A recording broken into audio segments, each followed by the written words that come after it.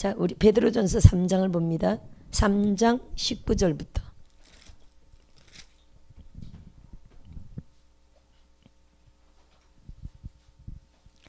3장 19절, 그럼 18절부터 연결해야 되겠네요. 18절부터 먼저 읽어볼까요?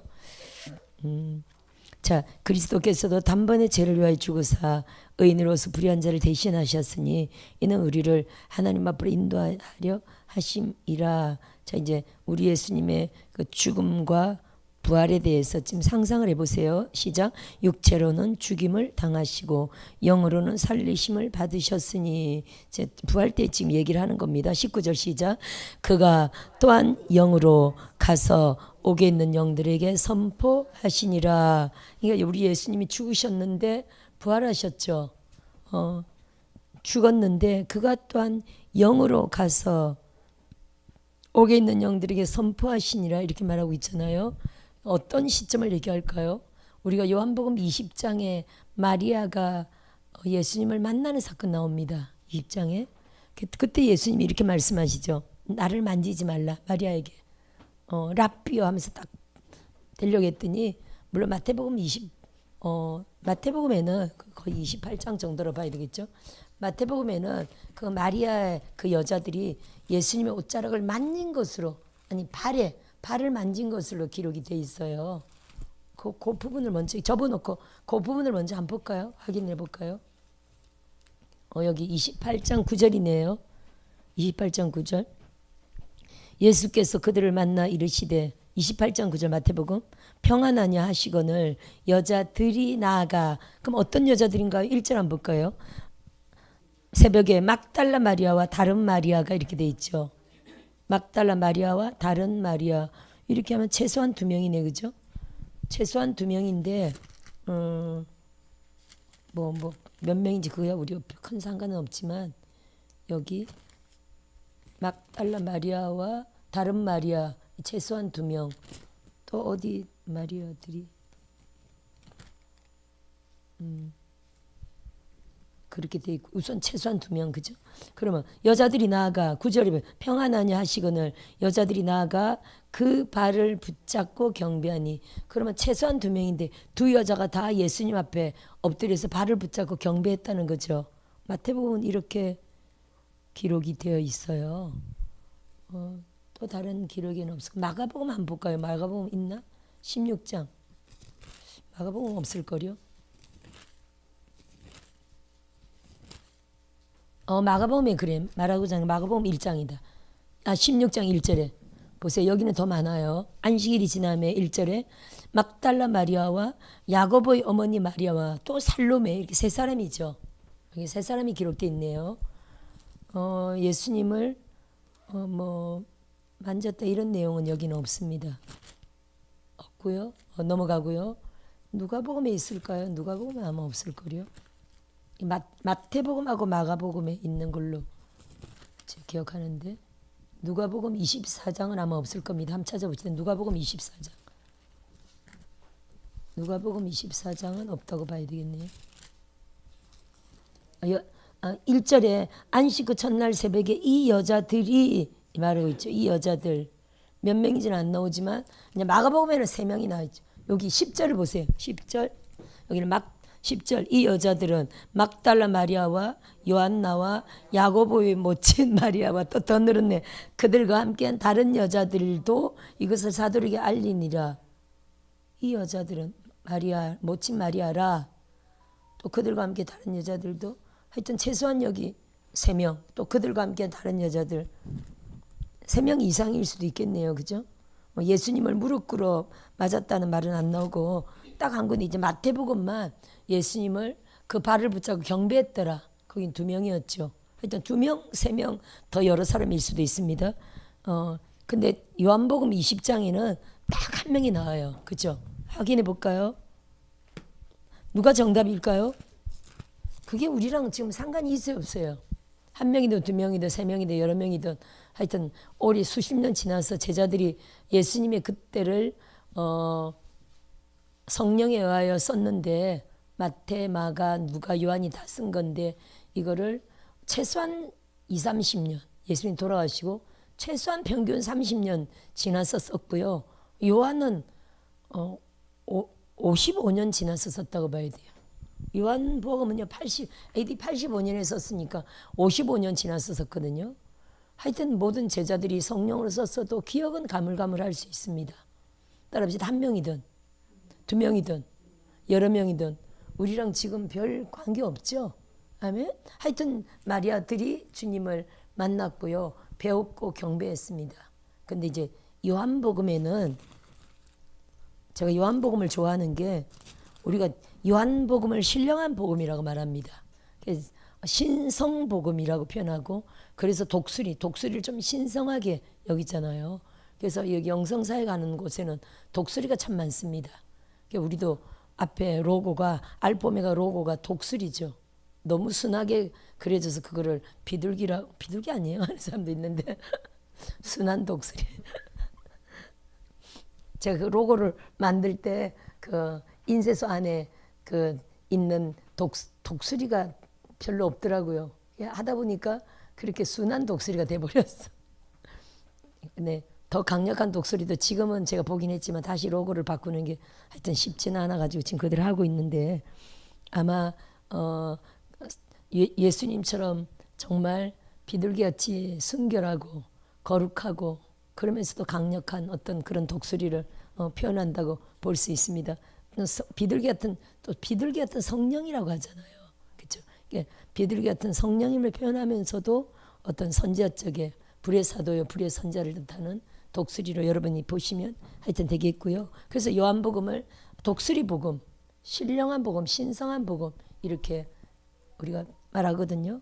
그만큼 다른 제자들보다 약 한 20-30년 더 있다가 이걸 기록했기 때문에 훨씬 마태나 마가나 그런 종들보다 사도 요한은 예수님의 사랑을 특별히 많이 받았죠. 특별히 많이 받았기 때문에 예수님과 이거 친밀감이 있잖아요. 영적으로도 후에도 친밀감 가운데 더 한 20-30년 있다가 더 그 박해 가운데 그렇게 신앙생활 했다면요, 다른 제자들이 다 순교하고 나서도 사도 요한이 남아 있었다면 훨씬 더 충만함으로 썼다고 봐야 되겠죠. 그래서 마태, 마가, 누가 중에 보다도 공간복음보다도 요한복음을 저는 훨씬 더 영적으로 더 충만하게 보고, 사실 충만합니다. 신령합니다. 내용이. 그래서 마태복음, 요한복음 20장 17절에도 보세요. 찾았습니까? 딱 한 사람만 조명하고 있잖아요. 마리아 한 사람만. 11절에 마리아가 무덤 밖에서 울고 있더니 넘어가서 16절에 보세요. 마리아야 하시거늘 마리아가 라보니 라비어 라보니여 했더니 17절에 예수께서 이르시되 시작 나를 붙들지 말라 내가 아직 아버지께로 올라가지 아니하였노라 너는 내 형제들에게 가서 이르되 내가 내 아버지 곧 너희 아버지 내 하나님 곧 너희 하나님께로 올라간다 하시니. 자 부활해서 마리아와 지금 만났는데 인제 예수님이 하늘로 올라가신대요. 그럼 정확하게 예수님은 하늘 어디로 올라가신다는 뜻인가요? 하늘 아버지께 올라온다. 정확하게는요, 이제 우리가 레이기적으로 말해야 되는데, 구약적으로 말해야 되는데, 예수님은 정확하게 이제 하늘 지성소로 올라가야 되는 거예요. 예수님이 지금 아버지께로 올라간다는 거는요, 무슨 신분으로 올라가나요? 예수님은 두 가지 신분이 있어요. 죽어야 하는 어린 양의 신분가요? 구속제물로. 향기로운 생축제물로 죽어야 하는 죽으러 오셨죠. 죽어야 하는 신분, 십자가에 죽으셨습니다. 제물로 죽으셨고요. 그 제물의 신분으로 올라가는 게 아니에요. 아버지께 올라갈 때는요, 이제는 대제사장의 신분으로 올라가는 거예요. 왜냐면 레위기에 보면 대제사장이 레위기 16장을 말한다면 레위기 16장이죠. 16장에는 어린 양이 아니라 정확하게 두 염소가 나옵니다. 그래서 우리가 꼭 어린 양만 아니라 예수님은 어린 양, 또 순염소, 그렇죠? 다 예수님을 예뻐해요. 숫, 소, 다 예수님을 예뻐합니다. 그리고 또 뭐 암소, 붉은 암소 다 예수님을 예뻐하죠. 다 하여튼 여러 가지로 예수님을 예뻐합니다. 레위기 16장 대속죄일에는 딱 두 염소가 나옵니다. 한 마리는 어디로 갑니까? 아사셀로 갑니다. 아사셀은 사탄의 이름이에요. 아사셀. 광야에서 그 히브리인들의 개념은 광야에 사탄이 산다. 광야에 귀신이 있다. 마귀가 있다. 이런 개념을 갖고 있어요. 그래서 이 구약적인 개념을 정확하게 하나님이 아니다라고 하지 않고 구약적인 그들의 개념을 그대로 따라 성령도 마태복음 4장 1절에 예수님을 성령에 이끌려 마귀에게 시험을 받으러 어디로 간다고요? 광야로 보내죠. 광야로 갑니다. 마귀가 어디에 있다고요? 광야에 있다는 게 구약적인 개념인 거예요. 내려오는 개념. 그래서 성령도 예수님을 마귀에게 시험 받으러 골방으로 보내지 않고 골방에 사탄이 있다 이런 개념을 갖고 있는 게 아니라 골방에서는 하나님과 독대하는 개념을 유대인들이 갖고 있죠. 그래서 골방에서 기도하는 걸 하나님 들으신다 이런 표현을 쓰잖아요. 근데 광야에는 마귀가 있다. 그래서 예수님이 마귀에게 시험을 받으러 광야로 이동하는 장면이 나옵니다. 구약적인 개념에 광야에 사탄이 있다. 광야에 거주하는 사탄을 이름을 아사셀이라고 해요. 히브리어로 아잘젤. 그러니까 광야로 내쫓긴 사탄 이런 의미를 갖고 있습니다. 그래서 순념소 2마리 중에 하나를 광야로 보내요. 즉 누구한테 보낸다고요?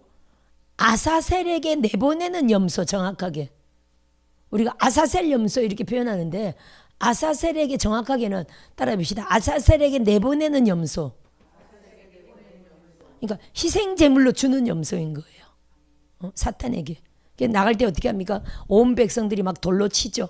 막 때리고 막 침을 뱉고 돌을 던지고 채찍으로 때리고 고난과 그 고통을 저주하죠.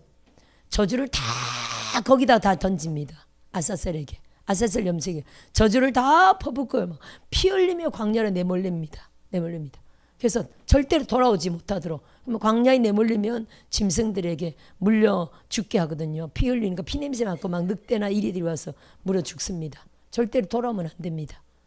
하여튼 과거에는 또 그래도 안 죽고 막 이렇게 비춰비춰하면서 돌아온 경우가 있어가지고 돌아오면 돼요, 안 돼요? 우리의 저주를 끌어안고 나가서 죽어야 온전하거든요. 돌아온 경우가 역사적으로 있어가지고 그 다음에는 이렇게 몰고 갑니다. 목동이 막 몰고 가서 절벽에서 떨어뜨렸어라도 하여튼 절대로 죽어야 돼요. 아사셀에게 내보내는 염소 뭡니까? 그 예수님을 예표하죠. 그러니까 우리의 모든 죄를 끌어안고 예수가 죄를 끌어안았다. 사탄에게 보여주는 거예요. 내가 모든 죄를 담당했다.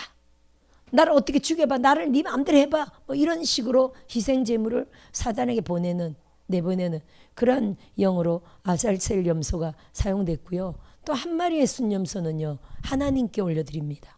그 한 마리는요. 죽여서 그 피를 가지고 지성소로 갖고 들어가야 돼요. 누가? 대제사장이. 그 피만 가지고 지성소로 갖고 들어가야 돼요. 그게 이제 대제사장의 대속죄일 사역이었죠. 온 국가와 국민을 위한 대속죄.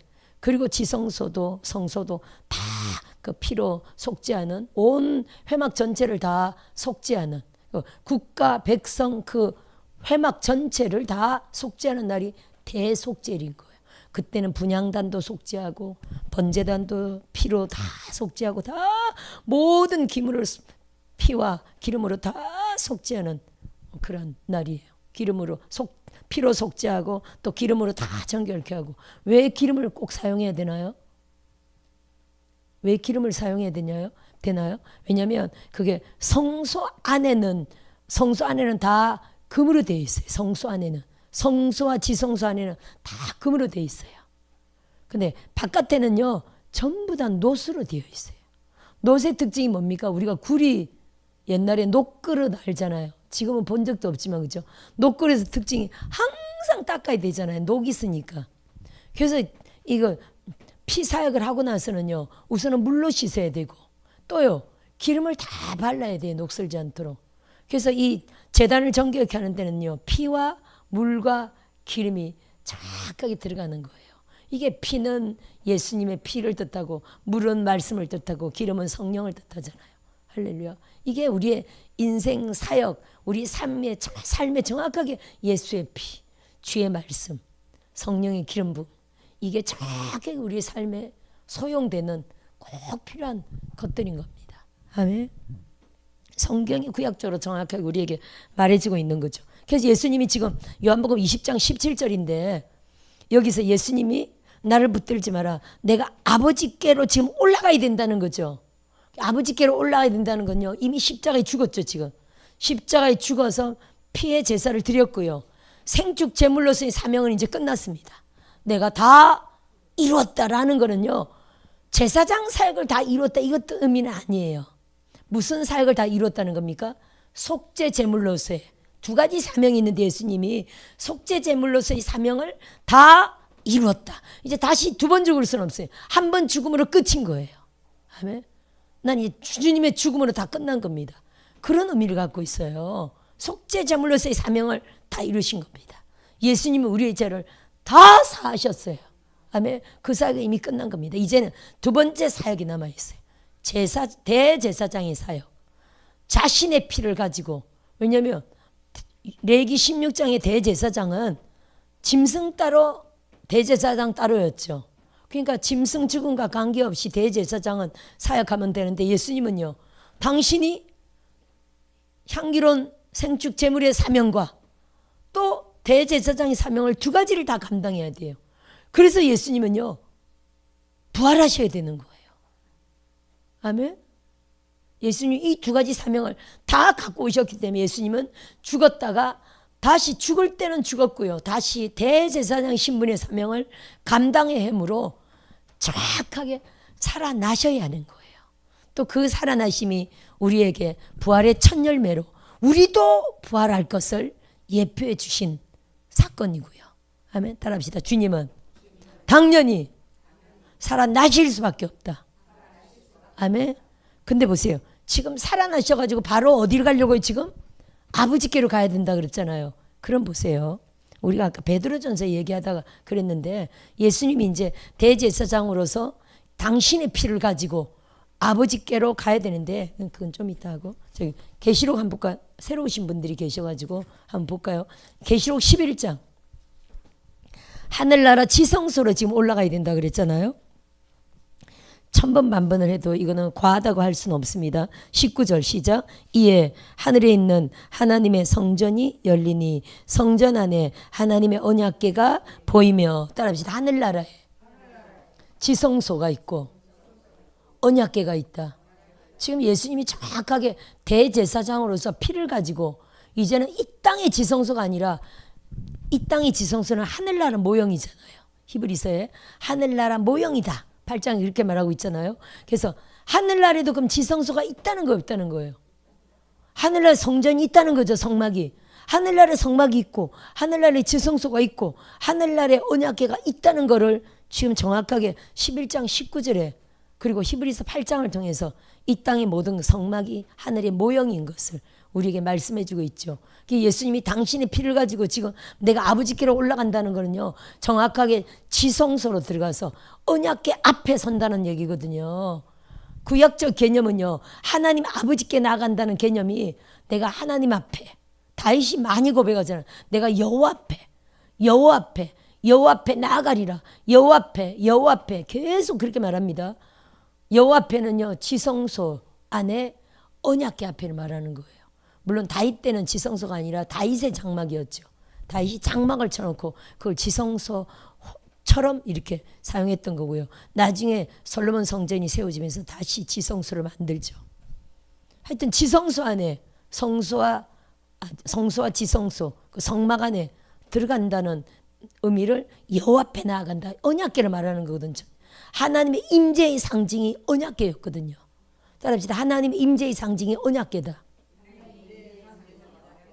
그럼 여러분 다시 수천 년을 내려와 가지고 거기에 언약 모세 시대가 BC 약 1400년 시대니까 지금으로 말한다면 우리는 3500년 전이잖아요. 3500년 전에 그 지성소가 지금은 정확하게 어디에 있습니까? 사실은 그렇죠. 교회로 왔다가 성령 시대가 되면서 우리 안으로 들어오셨죠. 아멘. 그러면 여러분, 지성소가 하나님의 임재의 상징인데, 언약궤가 하나님의 임재의 상징인데, 우리 안에 하나님의 임재가 그러면 따라합시다. 항상 있다. 할렐루야. 항상 있습니다. 하나님이 우리 안에, 임재라는 게 하나님이 우리 안에 계시다는 거잖아요. 우리가 임재를 느낀다, 임재를 느낀다. 사실은요, 느낌과 상관없이 우리 안에 하나님이 항상 임재하고 계세요. 그걸 절대 믿어야 됩니다. 물론 느낌은 100% 만프로 좋습니다. 따라합시다. 느낌이 없어도. 어떤 사람은 느끼지 못하는 분들도 있습니다. 이게 영적으로 아주 민감해서 더 열린 사람들은 막 임재를 느낍니다. 기름 부으면 느낍니다. 불도 느낍니다. 근데 못 느끼는 분들도 있죠. 따라합시다. 못 느껴도 주님이 내 안에 임재하고 계신다. 그걸 절대로 믿으시기를 주의 이름을 축원드려요. 아멘. 사실은 믿음이 이기는 것입니다. 그래서 고 조영기 목사님이 제가 목회 45년 때 갔더니 그분이 그렇게 말씀하시더라고요. 정확하게. 목회자 세미나 때 갔더니 여러분, 저는 신유의 은사로 사역한 게 아닙니다. 저는 믿음의 은사로 사역했습니다. 제가 그때 충격을 받았거든요. 그분은 100% 우리가 보기에 신유의 은사죠. 물론 제가 보기에는 그분은 성령의 9가지 은사를 다 받은 분입니다. 저는 학자 영어로 연구해 볼 때 모든 은사가 다 가진 분입니다. 근데 그분은요, 절대로 자기는 믿음의 은사로 사역했다고 말씀하시더라고요. 그 말도 맞아요. 따라합시다. 믿음의 은사로 모든 은사가 나타났다. 그럼 여러분, 느낌과 상관없이 내 안에 절대로 하나님이 계시다는 그 임재, 논리적으로, 아멘. 따라 논리적으로 맞다. 맞아요, 안 맞아요? 논리적으로 주님이 우리 안에, 지금 언약궤가 우리 안에 와 계시죠. 또 왕권을 가지고 성령 하나님이 우리 안에 계시잖아요. 옛날에는 언약궤만 있어도 여호와라고 믿고 하나님 임재로 믿고 엎드렸고요. 이제는 신약적으로 성령 하나님이, 아니 육으로 계셨던 예수님이 영으로 우리 안에 왕권을 가지고 오신 분이 성령 하나님 아닙니까? 할렐루야. 그러면 느낌이 있든 없든 하나님이, 따라합시다. 하나님의 임재가 내 안에 있다. 이걸 하나님이 내 안에 있는 걸 절대로 믿고요. 믿음으로 나아가시는 분들은 믿음의 은사로 사역하는 거예요. 그럼 모든 은사가, 성령의 9가지 은사가, 9가지 아니라 요즘은 뭐 더 많이 26가지 뭐 더 많이 할 수 있다. 하여튼 크게 우리는 성령의 9가지라고 말합니다. 다 모든 것들이 따라오는데 은사들이, 따라합시다. 하나님 믿음의 은사로 모든 은사가 우리에게 다 나타난다. 이거 정답입니다, 여러분. 왜냐면요, 성령의 9가지 은사의 주체가 누굽니까? 성령님이잖아요. 성령님이 어디 계세요? 우리 안에. 따라합시다. 성령님 안에 모든 은사가 다 들어있다. 모든 열매가 다 들어있다. 모든 성품이, 신의 성품이 다 들어있다. 맞습니까? 모든 불이 성령님 안에 다 들어있다니까요. 그렇다고 내 안에 있는데 뭐 달라고 하느냐, 이것도 잘못된 말입니다. 할렐루야. 따라합시다. 우리 안에 계신 성령님과 밖으로 부으시는 성령님, 외부로부터 위로부터 부으시는 성령님, 성경적으로 위로부터 부으시는 성령님이 있죠. 따라합시다. 위로부터 계속적으로 받는다. 내 안에 성령님이 계시지만 위로부터 계속적으로 받아야 우리는요, 더 폭발적인 성령의 충만함을 보는 거예요. 할렐루야. 그걸 이해하시고, 내 안에 성령님이 계시면서도 계속 성령님 이곳에 오소서 불러야 안 불러요? 해야 돼요, 안 해야 돼요? 계속적으로 성령님을 초청해야 돼요. 성령님 내 삶 가운데 넘치도록 임하소서, 충만하게 임하소서. 계속적으로 성령님을 초청해야 돼요. 아멘. 그런 종들 되시길 주의 이름으로 축원드립니다. 내 안에 성령으로 충만하고, 또 외부로부터 바깥으로 위로부터 보이시는 성령님으로 충만할 때 부족함이 없는 성령의 충만함으로, 성령님의 열매로, 성령님의 은사로 부족함이 없는 충만함을 저와 여러분이 받는 줄 믿습니다. 아멘. 뭐하다가 이런 얘기를 했지? 성령님. 요한복음? 베드로전서? 그렇죠. 그래서 예수님이 지성소에 들어가서 당신의 피를 언약궤 위에 앞에 옆에 하여튼 뿔에 완전한 사역이 일어나는 거예요. 위에 지성소 그 언약궤 속죄소죠. 그 위에 피를 7번 딱 찍으면요 여호와의 영광이 나타납니다. 그 이제 구름이 뭉게 피어 오르는 언약궤잖아요. 구름이 뭉게 피어 오르는데 그 구름 가운데서 여호와의 영광이 찬란하게 확 나타납니다. 다시 볼까요? 레위기 16장 1절. 본문은 베드로전서입니다. 레위기 16장 1절. 창세기, 출애굽기, 레위기 16장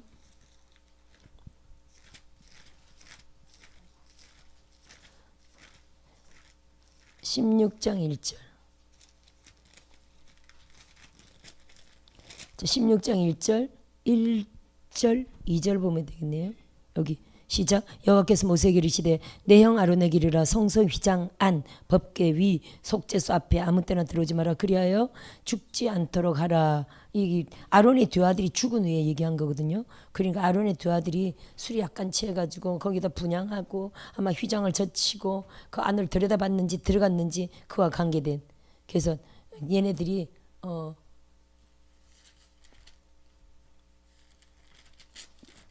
여기 레위기 10장에 아론과 두 아들의 그 죽음에 대해서 나오는데 향로를 가지고 다른 불을 담아 여호와 앞에 분향했다 그랬잖아요. 딱 그렇게만 나오는데 이 전체 내용을 10장과 전체 내용을 16장까지 다 보면요. 사실은 다른 불로 분향했으면 죽었다 이렇게는 볼 수는 없는 거예요. 다른 불로 분향했다. 미쳤습니까 사실은? 다른 불로 분향하게? 왜 그랬을까요? 따라합시다. 불을 꺼뜨렸다. 그렇죠? 아무리 커도 회막안이 100규빗 50규빗이잖아요. 그러면 45m 22.5m란 뜻인데 이거 한 3배 4배 정도 되는 큰 공간이라고 봐야 돼. 이게 한 4배 정도 되는 공간이라고 볼 수 있겠네요. 근데 그 공간 안에서 제단 위에 있는 불을 갖고 가서 분향단에 붙여야 되는데 정확하게 제단 위에 불을 안 붙이고 다른 불이 뭡니까? 음식하는 불. 주방도 있잖아요. 교회는 원래 주방이 있잖아요. 음식하는 불. 제사장도 그 많은 제사장들이 다 먹어야 되니까 당연히 불이 있죠. 그런 불을 갖고 가서 했다는 거예요. 미쳤습니까? 아니 제정신은 그렇게 할 수 없는 거예요. 그러면요. 첫째는 불을 꺼뜨렸고요. 불을 꺼뜨려서 급한 거야. 불 붙이기 얼마나 힘들어요. 그렇죠? 불 붙이기 힘듭니다. 그러니까 분향할 시간이 됐는데 제단불이 꺼져버렸어. 그렇다고 봐야 되고요. 또 제단불을 왜 꺼뜨렸을까요? 따라합시다. 정신이 없었다. 얘네들이 약간 취했다 이렇게 봐야 돼요. 그 모든 걸 종합하면 그래. 취했다. 제단불을 술이 약간 취해서 밤새도록 불을 지켜야 되는데 불을 못 지키고 꺼뜨렸다. 그래서 다른 불을 했다 이렇게 볼 수 있거든요. 그래서 한 번 더 볼까요 그러면? 말란 김에 10장에 다른 불을 담아서 죽었다 이렇게 돼 있죠. 한번 봅시다. 10장 1절에 향로를 가져다가 나답과 아비후가 여호와께서 명령하시지 아니한 다른 불을 담아 여호와 앞에 분향하였더니 그러니까 정확하게는 제단불에 24시간 붙어있는 불 맞죠 여러분? 제단불을 꺼뜨리지 말라고 6장 13절에 말씀하시거든요. 6장 13절에 불은 끊임없이 제단 위에 피어 꺼지지 않게 할지니라. 24시간 꺼지지 않도록 24시간 무슨 제물을 올려야 됩니까? 24시간? 정확하게 24시간 무슨 제물을 올려야 됩니까? 어린 양을 아침 저녁으로 어린 양을 24시간 올려놔야 돼요. 불이 꺼지지 않도록. 그거 불 꺼지지 않도록 계속 불 조준하는 거 쉬워요 어려워요? 어려워요. 제사장들이 깨어 있어야 돼요. 아멘. 아마 순번제로 돌아가겠죠. 그러니까 돌아가겠죠. 출애굽기 29장 한번 보세요. 확인시켜 드릴게요. 출애굽기 29장 38절. 그게 제사장이 할 일이에요. 제사장 직분 위임하면서 29장 38절에 시작. 이 매일 드릴 번제 찾았습니까? 이걸 상번제, 조석번제 이렇게 말하거든요. 항상 상자 해가지고 상번제라 그래요. 내가 제단 위에 드릴 것은 이러하니라. 매일 1년 된 어린 양 2마리니 한 어린 양은 아침에 드리고 한 어린 양은 저녁 때 드릴지며 이렇게 돼 있죠. 이건 화목제가 아니고요. 번제예요. 상번제, 매일 아침 저녁으로 번제를 드려요. 그럼 여러분 제단이 하나인데 생각해 보세요. 예원 전도사님 잘 생각해 보세요. 제단이 하나입니다. 그죠? 하나인데 24시간 항상 24시간 어린 양이 잘잘잘 타고 있어. 그러면요 모든 다른 제사는 이게 24시간 타고 있다면 어디에다 드려야 된다는 거예요? 따라합시다. 그 위에. 이해되십니까? 어린 양의 제사가 항상 있어요. 처음에는 걷다가 점점 줄어들어가지고 마지막에 완전히 사라지기 직전에 또 교체해야 되겠죠. 하여튼 24시간 2마리를 아침 저녁에 드리는데 그 어린 양의 제단 위에 항상 올려드리는 거예요. 제단이 하나라니까요. 2개가 아니라니까요. 이해되십니까? 이건 기본이에요. 보세요. 그 다음에 그러면 레위기 한 6장쯤에 있을 거요. 다시 한번 볼까요? 굉장히 영적으로 중요한 거니까 6장? 그 6장이네. 번제를 드리는 규례에 나오죠. 번제를 드리는 규례 한번 보세요. 9절 한번 볼까요? 9절 두 번째 줄부터 9절에 번제물은 찾았습니까? 6장 9절 시작. 번제물은 아침까지 제단 위에 있는 석쇠 위에 두고 제단의 불이 그 위에서 꺼지지 않게 할 것이요. 그럼 아침 저녁이니까 한 마리당 12시간을 제단에 불이 안 꺼지도록 불 조절해야 되는 거예요. 불로 태우는데 약하게 어린 양이 크죠. 어린 양 사이즈가 있죠. 그걸 12시간을 불 조절하면서 불을 그냥 확 태워버리면 안 돼. 불 조절하면서 불이 잘잘잘잘 계속 12시간을 불 조절, 그것도 기술이에요. 그들은 익숙해서 이걸 잘할 수 있을 거예요. 그죠? 불의 그 양을 딱 조절하면 우리도 음식할 때 이걸 2시간을 압력솥 때 끓여야 된다 그러면 불 조절 딱 하면 2시간 계속 잘잘 할 수 있죠. 그래도 이들도 익숙해서 그걸 하는 거예요. 계속 지켜봐야 되고요. 또 근데 우리처럼 가스불로 이렇게 조절하는 게 아니라 나무로 떼는 거라 불 조절하기가 어렵다 싶다? 어렵죠. 나무를 계속 대야 되고 참 어려워요. 지금 시대 요게 됐어야 되는데 우리 가스불로 딱 조절해가지고 조절해 놓고 그냥 쿨쿨 잘 텐데 그 사람들은 이거 나무로 조절하는 거라 잘 수가 없어. 나무도 적당한 크기로 계속 그죠. 너무 큰 거면 더 안 되고 나무 크기도 똑같이 조절해야 될 거예요. 불 조절하려면 나무도 잘라놓고 또 이게 나무가 금방 넣었을 때는 불이 셌다가 또 약해졌다. 이게 참 조절 가능하기 힘들 거예요. 그러니까 깨어 있어야 되는 거예요. 제사장들이고 꺼뜨렸다 그러면 이제 큰일 나는 거예요. 나답과비가 그걸 꺼뜨리니까 사건이 생긴 거예요. 아침까지 꺼지지 않게 할 것이요. 그 다음 보세요. 12절 시작. 제단 위의 불은 항상 피어 꺼지지 않게 할지니 제사장은 아침마다 나무를 그 위에 태우고 그러면 아까는 번제물은 아침까지 제단 위에 있는 석쇠에 두고 그럼 저녁에 올린 어린 양은 아침까지 꺼지지 않게 해야 되고 또 다시 12절에 보면 아침마다 나무를 그 위에 태우고 번제물을 그 위에 버려놓고 저녁에 한 마리 아침에 한 마리 아까 출애굽기 29장 29장 말씀처럼 38절 말씀처럼 저녁에 한 마리 아침에 한 마리 24시간 꺼지지 말라는 거예요. 번제물을 그 위에 벌려놓고 화목제의 기름을 그 위에서 불사를 찌며 불은 끊임이 없이 제단 위에 피워 꺼지지 않게 할지니라. 근데 10장으로 다시 돌아가 볼게요. 누가? 나답과 아비후가 이걸 불을 꺼뜨렸다는 거 아니에요. 아멘. 불을 꺼뜨렸는데 다시 분향할 시간이 됐어. 근데 불을 무슨 불을 갖고 가야 된다고요? 제단에 있는 불. 24시간 불타오르는 그 수치를 말하는 거죠. 불이 붙은 수치를 말하는 거예요. 그것도 어린 양을 가져가지는 않잖아요. 수치에 뭐가 묻어 있습니까? 어린 양의 그렇죠. 피는 다 빼고 올렸지만 어린 양의 몸이 녹아내린 살이 타서 녹아내린 그 녹아내린 그 몸, 살, 그 기름, 화목제에 기름을 또 올렸으니 기름까지 다 올렸으니까 어린 양의 기름과 어린 양의 몸에서 나오는 물과 어린 양의 또 살이 녹아내린 그것들이 수치에 고스란히 다 내려오죠. 그러면서 수치 계속 탄 거예요. 그것들이 녹아내린 수치다 이렇게 봐야 돼요. 그러니까 밥하는 불은 안 되는 게 똑같아 보여도 수치 똑같아 보여도 그거는 어린 양의 흔적이 전혀 없는 불인 거예요. 무슨 불이라고요? 무슨 불로 분향을 해야 된다고요?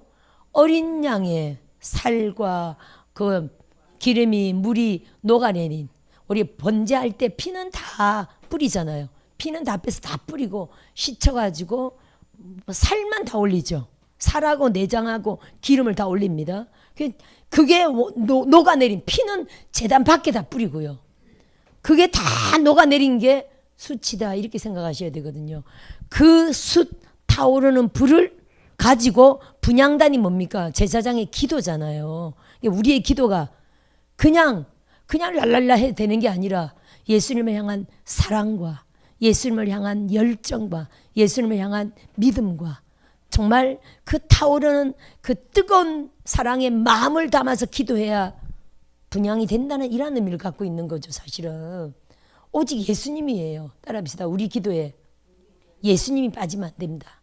그렇다고 기도 내용에 예수님 하라는 의미가 아니라 예수님 향한 성령으로 방언으로 기도하잖아요. 거의 우리가 밤에 철회하면 방언으로 기도합니다. 그 방언 기도가 오직 예수님을 향한 뜨거운 우리 영적 열망을 가지고 사랑과 믿음과 거룩함과 그 정절과 그 순수한 신랑을 향한 그 애틋한 믿음을 가지고 기도해야 된다라는 것을 우리에게 말씀하는 거죠.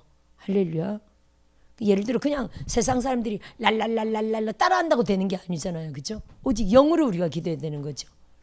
그런 의미를 갖고 있습니다. 그랬더니 이 불을 딱 꺼뜨렸더니 급하게 그냥 분향 시간이 됐으니까 급해서 아버지가 알면 큰일 나는데 아버지 알면 큰일 나. 지금 불 꺼뜨렸다 하면 이 불을 언제 피워? 그렇잖아요. 불을 언제 이 불 피우는 게 막 다시 새로운 불을 피워야 되는데 제단 불로 피우는 게 아니라 새로운 불을 피워야 되는데 불을 일으켜야 되는데 얼마나 시간 걸려요. 그러니까 이 아버지 아론한테 혼날까 봐 지금 급하게 불을 갖고 와서 분향했다는 거죠. 아멘. 그러니까 이렇게 사건이 될 때까지는요. 한 번 더 봅시다. 그러면 뭘 보냐면은 10장 그럼 9절을 한번 볼까요? 9절. 이게 나답과 아비후가 죽었는데 보세요. 10장 제사장이 회막에 들어갈 때 규례가 8절에 나오죠. 회막에 들어갈 규례하면서 지금 두 아들이 죽었는데 여호와께서 아론에게 이렇게 말씀하세요. 9절 시작. 너와 내 자손들이 회막에 들어갈 때는 포도주나 독주를 마시지 말라. 그리하여 너희 죽음을 면하라. 이는 너희 대대로 지킬 영영한 규례니라. 그러면 두 아들이 죽고 나서 이 사건 바로 다음에 울면 안 된다고 아론 보고 막 울지 말라고 했잖아요. 그죠? 아론과 그의 아들 엘르아살과 이다말에게 6절 보세요. 너희는 머리를 풀거나 옷을 찢지 말라. 그리하여 너희가 죽음을 면하고 여호와의 진노가 온 회중에게 미침을 면하게 하라. 징계받아서 죽은 나답과 아비후 때문에 울지 말라고 한 거예요. 울면 죽는다는 거예요. 울면. 이해되시죠? 이들이 마땅히 죽었기 때문에 이들 죽음 때문에 애통해하지 말라고 한 거예요. 그러면서 지금 9절에 보니까 회막에 들어갈 때 술 먹지 말라고 하잖아요. 독주를 마시지 말라. 포도주나. 그러면 여러분 이 아론과 나비후가 다른 불을 분향했을 뿐 아니라 술 취한 모습으로 얼마나 궁금하겠어요. 그 아버지 아론만 들어가는데. 그리고 모세만 들어가는데 모세는 당연하고요. 따라합시다. 모세는 당연히 지성소에 들어간다. 맞습니까? 모세가 당연히 지성소에 들어가는 건 맞습니까? 헷갈립니까? 처음 듣습니까? 그러면 거기를 접어놓고 출애굽기 25장 한번 보세요. 죄송해요. 새로 오신 분들 때문에 이렇게 다시 또 넘어가 보는 겁니다. 오래 배우신 분들도 모를 수도 있어요. 25장 언약궤에 대해서 말하죠. 언약궤를 모세에게 25장 1절 한번 보세요. 여호와께서 모세에게 말씀하여 모세에게 말하는 내용입니다. 그 다음에 언약궤를 만들라 하시면서 22절 보세요. 21절 속죄소 언약궤죠. 시작. 속죄소를 궤 위에 얹고 내가 내게 줄 증거판을 궤 속에 넣어라. 속죄소죠. 언약궤. 시작. 22절 시작. 거기서 내가 너와 만나고 너가 누구예요? 너가 모세죠. 지금 모세에게 말하는 내용이에요. 모세와 만나고 속죄소 위 곧 증거궤 위에 있는 두 그룹 사이에서 내가 이스라엘 자손을 위하여 내게 명령할 모든 일을 내게 이르리라. 뭐 1년에 한 번, 1년에 두 번 있어요, 없어요? 따라합시다. 언제든지. 아니 200만 넘는 이스라엘 백성들 얼마나 사건 사고가 많아요, 여러분. 성경이 다 기록이 안 돼 있어 그렇지. 그죠? 얼마나 문제가 많아요. 이 모든 일에 대한 것을 하나님이 어디서 말한다고요? 언약궤 앞에서 하나님이 이스라엘 자손 백성을 이끌 수 있는 모든 명령을 내가 언약궤 앞에서 너에게 말하겠다. 따라합시다. 모세는 언제든지 지성소에 들어갈 수 있었다. 이건 모세의 기본 사역이고요. 아멘. 이제 모세의 이런 사역이 있었는데 나중에 출애굽기 28장 가보면 뭘 위험합니까? 제사장 사역을 따라합시다. 모세가 행했던 모세에게 있었던 제사장 사역을 누구에게 위임합니까? 아론에게 위임하면서 그 아들들에게 제사장 사역을 위임하는 내용이에요. 따라합시다. 모세는 대제사장인 아론보다 위에 있다. 이해되십니까? 아니 원래 제사장이 모세가 다 하고 있었는데 이걸 아론에게 위임했다니까요. 분리했다니까요. 대제사장 아론보다 위에 있어서 대제사장 아론은 1년에 한 번 레위기 16장 대속죄일만 1년에 하루 동안 사용해요. 한 번 들어가는 게 아니에요. 그날 하루를 사용해요. 왜냐하면 대속죄 하려면 몇 번을 들락거려요. 지성소를. 먼저 뭐부터 합니까? 자기 아론과 자기 가족을 위한 죄를 지성소 안에서 속죄하는 내용이 거기 레위기 16장에 나오거든요. 이렇게 들락날락 최소한 3번 이상 들락거립니다. 아멘. 그래서 한 번 들어간다. 히브리서에 한 번 들어간다라고 되어 있거든요. 한 번이라 보면 안 되고 한 번이란 말은 인류의 대속죄를 위하여 그때 한 번의 인류의 대속죄를 위해 한다 이렇게 이해하셔야 돼요. 대제사장 아론이 한 번만 들어가는 건 아니고 하루 동안 그 전체 사역을 위해서 몇 번을 들어갑니다. 아멘. 그래서 보세요. 좀 이따 볼게요. 그래서 요 내용을 보면 지금 레위기 10장 9절이죠. 요걸 보면 아론 나답과 아비후가 술을 마셨을 가능성이 너무 많고요. 또 회막에 들어갈 때는 술을 마시지 말라 그랬잖아요. 회막 문을 열어봤을 가능성이 너무 많고요. 아멘. 그래서 그리고 아까 16장에 보니까 뭐라고 합니까? 아무 때나 들어오지 말라. 그리하여 죽지 않도록 하라. 그래서 결론은 나답과 아비후는 다른 불을 들였을 뿐 아니라 술을 마신 데다가 휘장 안에 들어갔다. 이렇게 사실은 성경적으로 우리가 이해할 수 있습니다. 성경 따라합시다. 성경은 자세히 얘기하지는 않고 있어서 그냥 축약적인 내용이다. 이렇게 이해하시면 됩니다. 그럼 레위기 16장 다시 한번 볼까요? 16장에 16장에 보세요. 히브리서에는 그게 어디냐면 히브리서 16장이 폈습니다. 지금 히브리서 9장 7절에는 제가 읽어드릴게요. 안 피우셔도 되고 오직 둘째 장막은 지성소죠. 대제사장이 홀로 1년에 한 번 들어가되 자기와 백성의 허물을 위하여 드리는 피 없이는 아니하나니 이렇게 되어 있거든요. 그래서 이것만 보고 사람들이 1년에 딱 한 번 지성소에 들어가는구나 이렇게 이해하지만 이거는 그냥 1년에 사실은 한 번이 아니라 하루 그 한 번의 제사를 위하여 사실은 여러 번 들락거립니다. 그럼 레위기 16장 한번 볼까요? 16장 눈으로 확인해 볼까요? 16장 이 대속죄일인데 두 염소를 한 염소는 광야를 지금 이미 보냈습니다. 11절부터 볼게요. 이 사역을 하기 전에 아론은 자기를 위한 속죄제의 수송아지를 들이되 자기와 집안을 위하여 속죄하고 자기를 위한 그 속죄제 수송아지를 잡고 향로를 가져다가 여호와 앞 제단 위에서 피운 불을 그것에 채우고 또 곱게 간 향기로운 향을 두 손에 채워가지고 휘장 안에 들어가죠. 자기와 가족의 속죄제를 하는데 휘장 안에 들어갑니다. 휘장 안이 어디입니까? 휘장 안에 들어갑니다. 그죠? 여호와 앞에 분향하여 향연으로 증거의 위 속죄소를 가리게 할지니 그리하면 그가 죽지 아니할 것이며 그는 또 수송아지 피를 손을 가져다가 손가락으로 속죄소 동쪽에 뿌리죠. 이 수송아지 피는요 대속죄가 아니라 자기와 자기 가족의 속죄예요. 맞죠? 자기와 자기 가족의 속죄를 위하여 속죄소 동쪽에 뿌려요. 속죄소는 지성소 안에 있잖아요. 그죠? 지성소 안에 이미 들어간 거예요.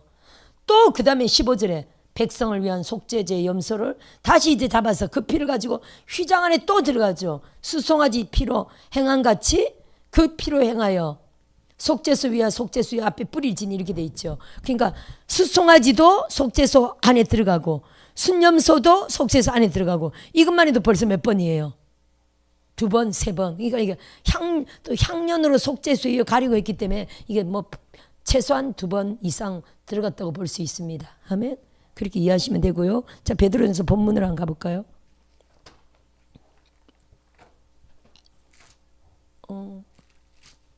지금 마칠게요. 식사 시간이. 자, 그러면 보세요. 이게 3장 19절에 그가 또한 영으로 가서 옥에 있는 영들에게 선포하시니라 이렇게 돼 있죠.